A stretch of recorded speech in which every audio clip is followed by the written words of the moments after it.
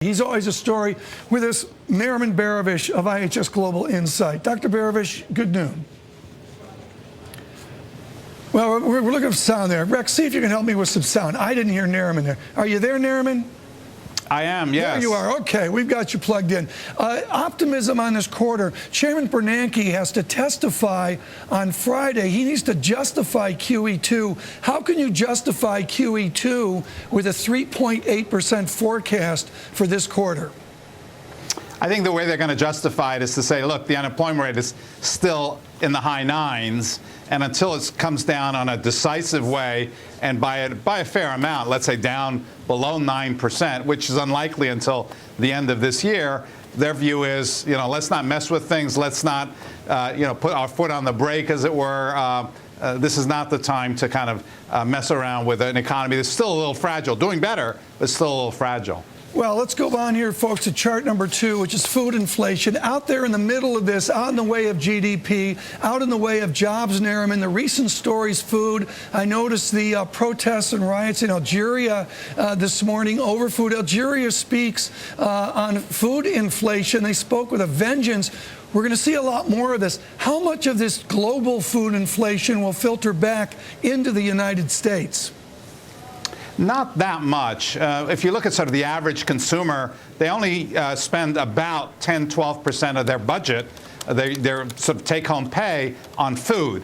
Now, it's higher for poorer people, and it's extremely high for poor economies like Algeria. So if ours is 10 or 12% on average, Algeria is like 40 or 50%. Right. So it's a bigger deal for the poor countries and for the poor in the U.S. than it is for the sort of average U.S. Well, the food inflation really is going to be a story here. Clearly, I'm hearing anecdotally it's in people's grocery bags already. Which part of the food challenges should we focus on? You got to convince me I need to focus on the grains. Well, certainly grains are important because they can feed through to other kinds of foods like corn into beef and so on. So that is very sort of an important part of it. But I think it's important also not to get too carried away with the doom and gloom about food prices. So I think some of it is just the demand's high. And so that's not necessarily a bad thing. But of course, it's a problem for, as I said, for people who can't afford it. Let's bring up a jobs chart, folks, as we go to Jobs Day tomorrow. Diane Swank will join us on Surveillance Midday. Bill Gross will be with me on Bloomberg Surveillance in the early morning hours. Claims, here we are, Nariman, looking at jobless claims. That's not the right chart. Let's bring that chart down, and we'll get another one here in a bit. But on jobless claims today, come back to me here. On jobless claims today, here's what we saw. We saw a great move down over the last 6 weeks, and we get near 400,000. Nariman, the average is 381,000. 381,000. When are we going to get there? Well, I think your point's a good one. The trend is downward.